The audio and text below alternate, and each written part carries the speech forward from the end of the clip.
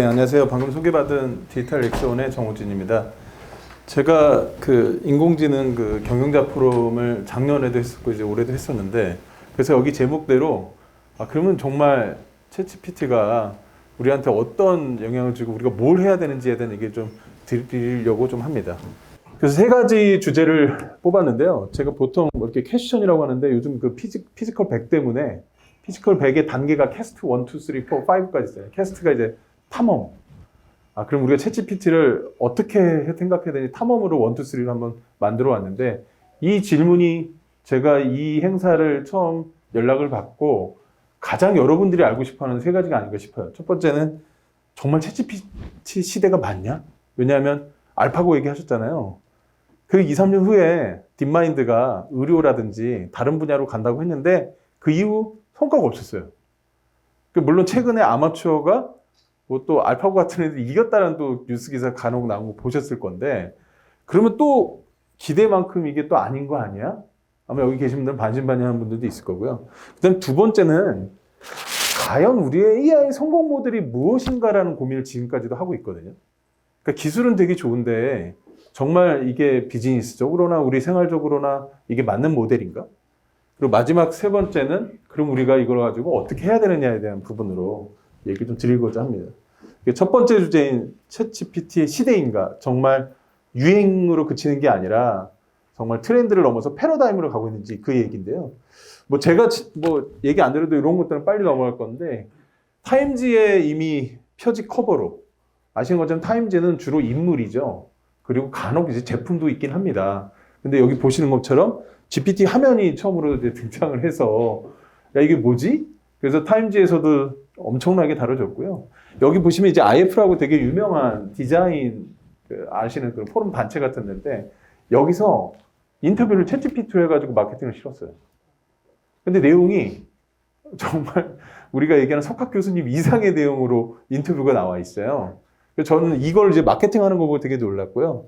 뭐 제가 얘기 안 드려도 뭐 의사 면허라든지 석사 논문이라든지 뭐 이미 그 수준 이상으로 이제 통과가 됐는데, 뭐 물론 뭐 여러 사람들이 이제 기대를 할 때 가장 큰 이슈는 아무래도 검색에 대한 것이 있었죠. 그러니까 가장 우리가 정보를 찾고 지식화를 하고 정보를 구조하는 거에 활동 중에 하나가 검색이었는데, 근데 여기는 또 찬반론이 있습니다.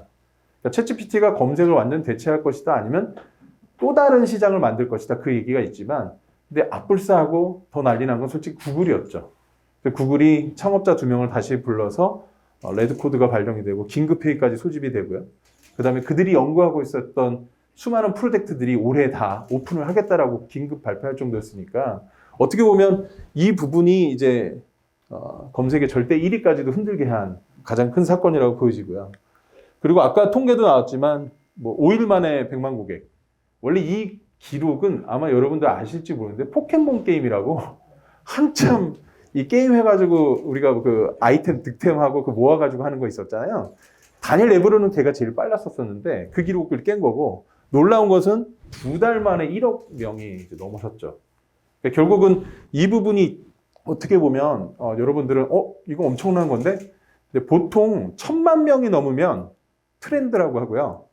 1억 명에서 2, 3억 명이 넘으면 패러다임이라고 합니다. 그러니까 예를 들면 카카오톡이 1000만 명 넘는데 한 2년에 3년 걸렸거든요. 그 다음에 이제 전 국민이 쓰게 됐잖아요.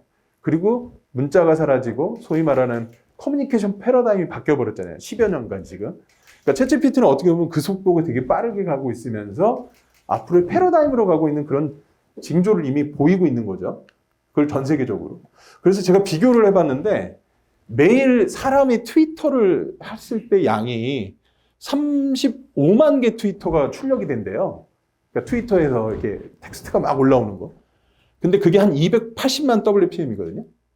근데 챗GPT는 현재 3억 1000만 하루에. 그러니까 지금 현재 트위터가 양산하는 텍스트보다 110배나 더 많고요. 더 놀라운 건 구글에서 조사를 한 거예요. 구텐베르크의 여러분 아시는 인쇄 기술 있죠. 금속 활자. 우리나라에 8만 대장경하고 맨날 비교됐었잖아요. 몇 년 차인데.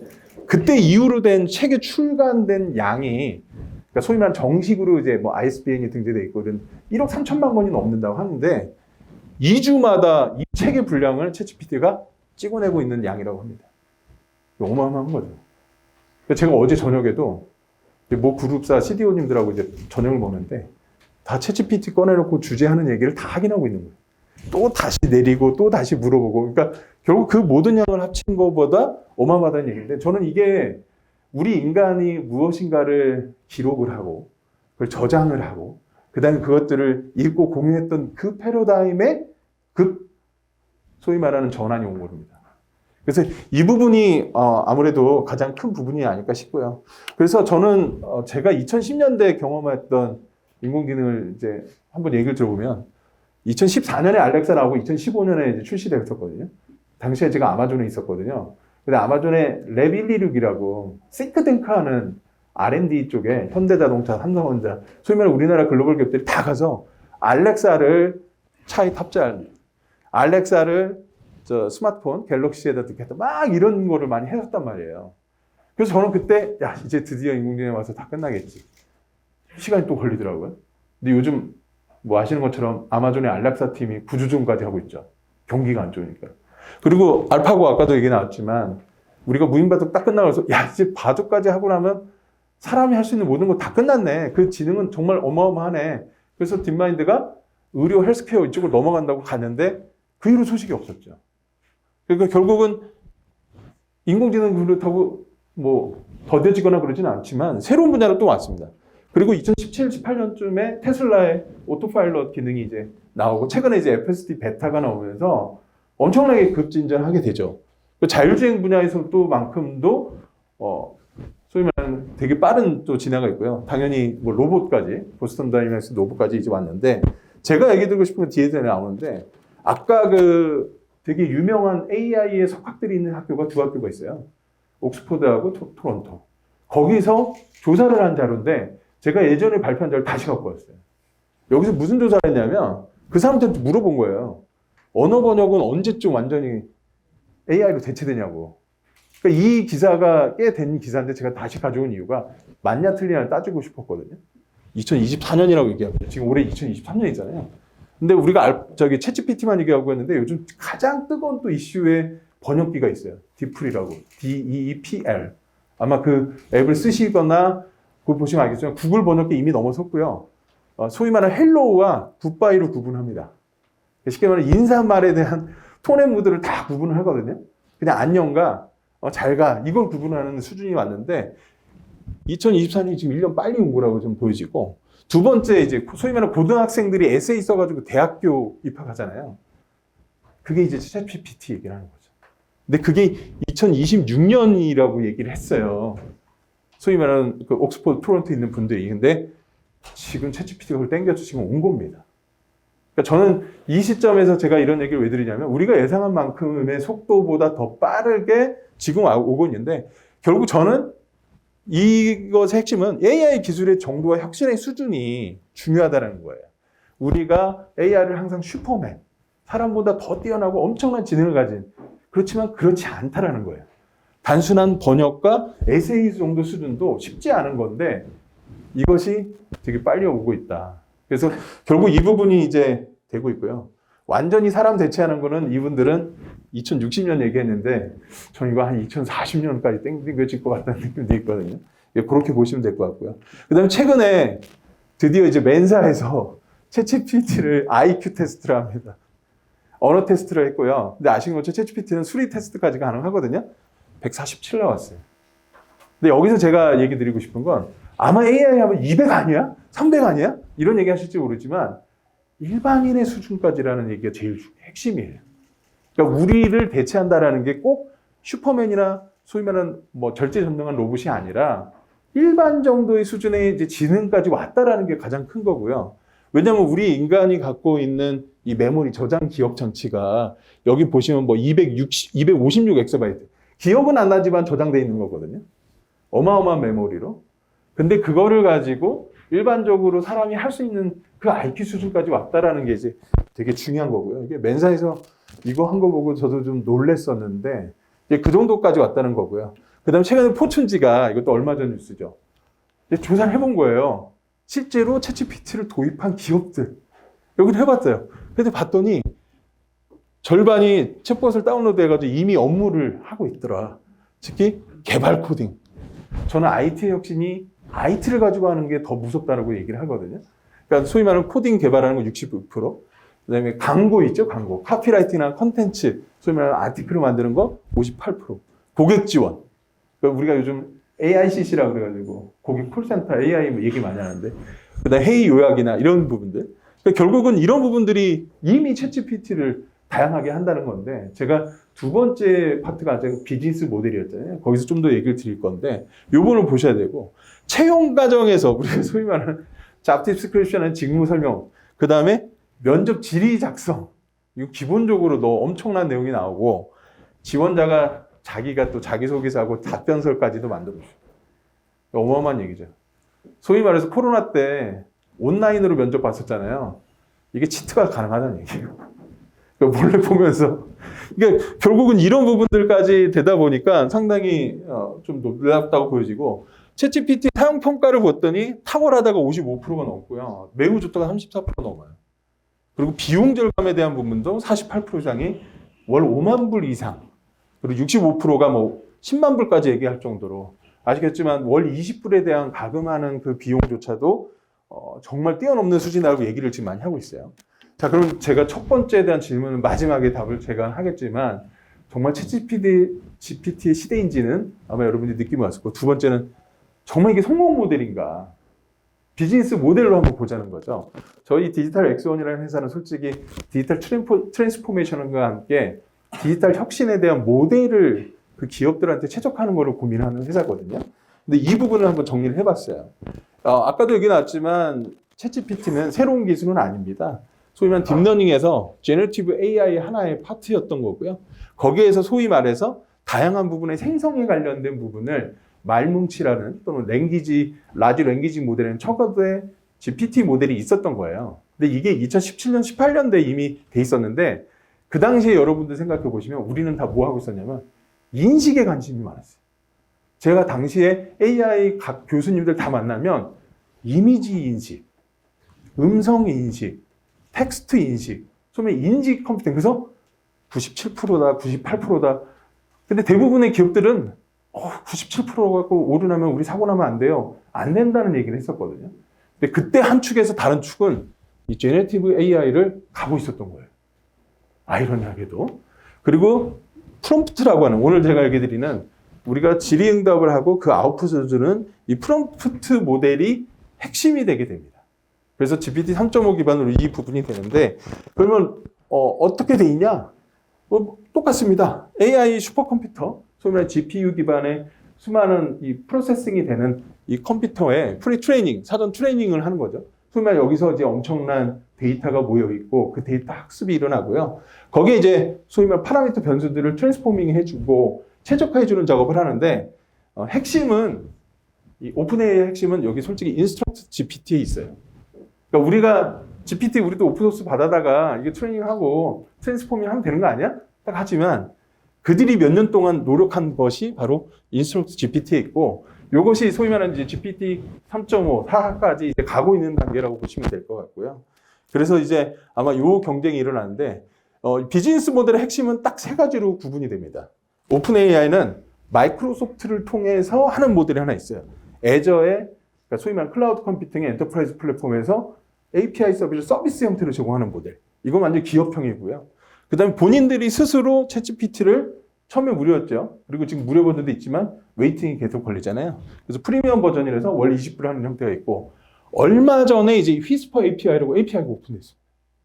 제가 뒤에서 얘기되지만 이제 각 산업 영역에서 어플리케이션에 붙이는 API와 미들 레이어에서 붙이는 API가 나뉩니다. 근데 이 부분이 벌써 우리나라 기업들까지 사례가 나올 정도로 폭발적으로 늘어나고 있고요. 지금 이미 900여 개 프로젝트가 진행되고 있을 정도로. 근데 API당 가금이 이제 제가 뒤에서 비용 얘기 되게 저렴하게 현재 나와 있어요. 그래서 이 모델로 가고 있는데 상당히 심플합니다. 우리가 가진 서비스 모델로 누구나 쓸 수 있게끔 API를 제공하고, 기업용으로는 프라이빗하게 그들이 학습할 수 있게 하고, 그들에게 맞는 보안이라든지 그리고 그들에게 맞는 소위 말하는 서비스 형태로 가공이 가능하게 하자. 그러니까 딱 요 모델로 갔다라고 보시면 될 것 같고, 그래서 여기에서 핵심이 또 있죠. 결국은 약간의 투자 관계 때문에 처음에 마이크로소프트가 10억 달러. 결국은 한 1조 정도? 그 정도 투자했고 지금 최근에 이제 10조 넘게 투자가 되면서 거의 51% 지분을 가져가게 되는, 그러다 보니까 이제 약간의 이제 독자적 비즈니스 형태가 되고 있는데, 그렇다고 해서 아까 얘기드렸던 그 모델이 안 되느냐? 제가 그래서 기업 구조를 한번 뜯어봐 봤어요. 오픈AI가 여러분 아시는 비영리였거든요. 당시에 앨런 머스크가 있었죠. 앨런 머스크가 빠져요. 그러면서 영리로 가면서 오픈AI 회사가 아닌 오픈AI LP가 만들어지고요. 여기에 이제 마이크로소프트가 들어오고. 그러니까 솔직히 여기는 이제 그 개인 지분들을 갖고 있는 주요 직원들 외에 투자자들이 있었던 거라고 보시면 되고, 그 다음에 이제 마이크로소프트가 파트너이자 인베스터로 참여하게 되면서 어떻게 보면 이런 구조를 갖고 있습니다. 그래서 아마 이제 AI 쪽에서의 비즈니스 모델과 함께 조직 구조 또는 컴퍼니에 대한 얘기가 이제 막 시작이 된다고 보시면 될 것 같고요. 자, 그다음에 지금 현재 오픈AI가 비용이 얼마 정도 나올까? 내부 비용입니다. 원가가 어느 정도 나올까요? 지금 1억 명이 소위 말해서 다운로드 했잖아요. 그럼 실제로 쓰고 있는 사람 기준을 1000만 명으로 이제 가정을 하더라고요. 그래서 그 1000만 명으로 가정을 할 때 이제 앨런 머스크하고 주고받은 이 대화랑 여러 가지 근거로 해서 외부에서 뽑은 거예요.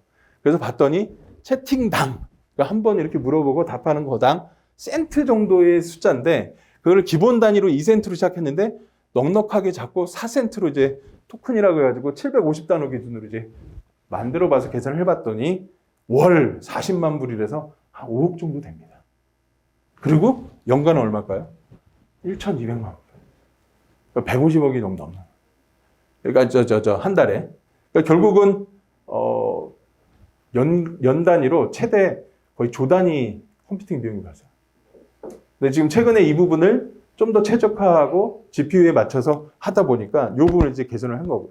자, 그러면 저는 결론적으로 챗GPT가 하고 있는 거를 보면 최근에 이미 있었던 테크놀로지를 최대한 제품 서비스화를 잘해서 프로덕으로 만들고, 근데 이 프로덕이 너무나 단순하죠. 질의응답하는 챗 형태인 거고요.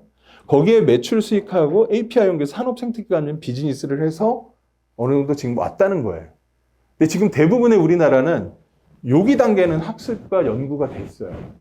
근데 이 프로덕트하고 비즈니스까지 가는데 약간의 글로벌화가 어려운 거죠. 그래서 아까 사스도 얘기 나왔고, 그 다음에 이런 플랫폼들을 잘 활용해서 어떻게 보면 이제 아까 그런 많은 사람들이 쓸 수 있게 하는 티핑 포인트까지 조달을 해야 되는데, 결국 이 부분이 숙제인 것 같아요, 우리는. 근데 이거를 현재 오픈AI와 챗GPT 등을 했다고 보시면 되고요. 자, 그럼 이제 결론적으로 세 번째, 뭘 해야 되느냐? 뭐 저는 아까 포춘지 통계나 여러 가지 보셨지만 개인이 어떤 업무에 대한, 그다음에 개인 업무에 대해서 연계를 하거나 생산성에 대한 고민을 하기 시작하더라. 근데 우리도 그 부분을 근본적으로 봐야 된다. 그 다음에 개인이 소속되어 있는 조직 회사 관점에서는 오픈AI가 이제 프라이빗 버전이 나왔거든요. 그러니까 기업의 GPU를 이제 독립 단위로 소위 말해서 이 컴퓨팅 환경을 만들어주면 거기에 연결돼서 회사에서 쓸 수 있게끔 하겠다는 거예요. 근데 그 부분은 프로세스랑 시스템이랑 연결해가지고 우리 회사를 이제 하면 되는데, 제가 2017년도, 16년도에 모 기업의 사장님하고 오너님하고 IT 인터뷰 미팅이 있었어요. 저한테 뭐라고 그러냐면, 지금 우리 회사가 몇 명이 입사했고 몇 명이 나갔고 몇 명인지를 알고 싶은데 자기가 요청을 하면 HR 시스템에서 그걸 계산을 하고 뭐 워드로 만들고 뭐 해가지고 분석해서 리포트를 나오는데 하루 걸리더래요. 딱 나오면 좋겠다는 거예요. 결국 그게 챗GPT였던 거죠. 그러니까 기업용의 아까 그 챗GPT 오픈AI가 가고자 하는 방이 바로 그거고요. 마지막으로는 이제 산업 간의 융복합, 아까도 얘기 나왔던 이제 다양한 서비스의 API 연동이 이제 불가피한 거고요. 그러다 보니까 챗GPT가 이것도 지난주죠. 바로바로 뭐 따끈따끈한 뉴스처럼 계속 나오는 휘스퍼라고 하는 API가 나왔고 5개 회사가 오픈이 됐어요. 잘 아시는 스냅챗이라고 소위 말하는 휘발성 메신저잖아요. 거기에서 마이AI 챗이라고 이 오픈AI를 활용한 챗GPT를 활용한 자기네 전문 이 챗GPT 채팅을 만들어 온 거고요. 그 다음에 쇼피파이라고 요즘 이제 아마존의 아성을 넘어뜨린 커머스 회사 있어요. 거기는 헬프 쇼핑이라는. 그러니까 여러분 챗GPT 하면 모든 기능이 다 되고 뭐가 다 되는 거 아니야? 근데 거기에 국한된 기능인 거죠. 그리고 이제 인스타카트라고 얘는 뭐냐면 딜리버리를 해주는데 이제 뭐 그로서리, 그러니까 편의점에 누가 가서 대신 주문 배송을 해주는 거예요. 그 서비스인데 이게 스타트업으로 되게 대박이 나는 회사죠. 여기는 에스크 인스타카트, 그러니까 우리한테 필요로 하는 걸 물어봤을 때 어느 가게에 어느 제품이 있을까 너가 골라봐, 바로 해줄게. 주문 배송까지 연계되는. 그러니까 이런 API들이 됐고, 이제 교육 쪽에는 튜터 큐챗이라고 하는, 키즐렛이라고 하는, 여기도 이제 혁신적인 플랫폼 기업인데 이 선생님들을 위한 소위 말하는 교육 과정을 만들고 이런 것들을 커리큘럼 만들어서 시험 문제까지 하는 것을 도와주는 거. 마지막에 우리나라 회사가 나옵니다. 스픽이라고. 이 랭귀지, 특히 STT 기반으로 이 언어 학습에 대한 도움을 주는 AR 스피킹 부분이고요. 그래서 저는 이제 얘기 드리고 싶은 게 방금 전 얘기 드린 것처럼 그 API를 어떻게 잘 활용하고 우리가 잘 쓰느냐가 관건이 되고요. 두 번째는 아까 처음에도 얘기했던 프롬프트 엔지니어링이 급부상하고 가장 우리가 투자해야 되는 분야로 지금 나오고 있습니다. 그럼 제가 질문하고 답하는 창인데 그게 엄청난 기술이 있어요? 네. 제가 처음 IT에 들어갔을 때 MS 도스 환경, 유닉스, 이 소위 말하는 커맨드 창 환경이었어요. 여기 있는 분 아실 거예요. 우리가 알고 있는 커맨드를 넣어야 그걸 인식하고 그게 실행이 됐었잖아요. 근데 지금 챗GPT는요, 다양한 문자와 언어와 다양한 입력 값이 들어가게 됩니다. 근데 그것들을 통해서 어떤 아웃풋을 내게끔 하는지가 핵심 기술이고요. 아까 인스트럭터 챗GPT의 오픈AI 기술과 함께 이 프롬프트 엔지니어링이 가장 급부상하고 있어서 저는 이제 AI 주요 기업들과 요즘 디지털 쪽의 기업들에게 이 부분에 대한 부분을 좀 더 봐야 된다. 그게 바로 넥스트 UX가 됩니다. 넥스트 UI가 됩니다. 그래서 그 부분이고요. 그리고 이제 마지막으로는 마이크로소프트가 그걸 알았을까요? 이렇게 될 줄을. 구글이 최근에 안트로픽이라는 회사를 부랴부랴 4억 달러 투자했는데 이 회사를 조사해 봤더니 여기서 안 맞았던 스타트업들, 이견이 있었던 초기 애들이 나온 거예요. 그 회사를 인수해요. 그러니까 우리가 이걸 따라잡을 수 있는 방법은 그 다음에 뭘까? 그래서 저는 솔직히 이 왼쪽에, 그리고 여기 책자에도 우리나라 기업들 많지만 제너티브 AI는요, 전 세계에 300명 정도라고 얘기해요. 최고 전문가들이. 우리나라에 몇 명 있다고요? 한 10여 명 있다고 합니다. 주로 어디에 있어요? 네이버, 카카오에 지금 현재 있어요. 근데 이제 그분들도 이제 좀 더 하고 있고, 최근에 이제 LG라든지 KT라든지 초고대 소위 말하는 연합 AI 이니셔티브가 만들어지면서 이제 그 부분이 이제 전략적으로 가게 되고요. 그래서 저는 결론적으로 챗GPT 시대가 맞냐? 저는 그 답은 제너레이티브 AI 시대라고 말하는 게 맞을 것 같고요. 챗GPT는 그 하나의 유형이라고 얘기 드리고, 두 번째로는 네이티브 AI라고 얘기하고 싶어요. 우리가 기존에 있던 비즈니스 환경이나 우리 생활 환경을 AI를 자꾸 끼려고 했잖아요. 챗GPT 한 방으로 끝나버렸는데 챗GPT는 순수한 AI였던 거죠. 그 자체로서의 AI였던 거예요. 거기에 우리가 맞추기 시작하고 있다는 겁니다. 제가 보여드린 사례는. 마지막으로는 우리는 전체 사람을 대체할 생각을 하고 준비를 해왔는데 내로 AI, 아까도 보신 것처럼 우리의 비즈니스의 특정 펑션이나 기능, 프로세스를 대체하는 AI라는 겁니다. 그래서 결국은 오늘 제가 얘기 드리고 싶은 건 AI는 계속 진화를 하고 발전을 하지만 우리가 가야 될 방향, 그리고 비즈니스 모델, 그리고 이 부분에서 우리가 빠르게 어떻게 하면 해야 되는지에 대한 건데 결국은 스피드, 속도 싸움이 된 것 같아요.